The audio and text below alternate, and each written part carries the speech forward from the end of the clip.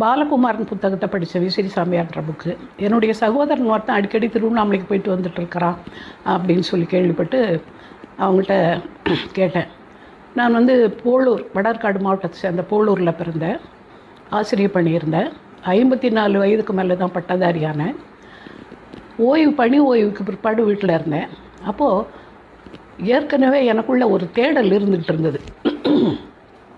அந்த தேடலுக்கு காரணம் என்னென்னா, சொந்த வாழ்க்கையில் ஒரு பெரிய குறைபாடு, ஒரு வெற்றிடம். அந்த வெற்றிடத்தை ஆசிரியர் பணி மூலமாகவும் சமூக சேவை மூலமாகவும் சமூக சேவை மூலமாகவும் இலக்கிய பணி ஆற்றியது மூலமாகவும் ஏழை குழந்தைங்களுக்கு உதவுறது, அந்த மாதிரி மற்றவர்களுடைய நலனுக்காக இது பண்ண என்ன மறந்துருந்தேன். ஆனால் பணி ஓய்வுக்கு பிற்பாடு வீட்டில் இருந்தபோது இலக்கிய பணியும் சமுதாய பணியும் பண்ணினா கூட ஏதோ ஒரு வெற்றிடம் இருந்தது, எனக்கான ஒரு தேடல்.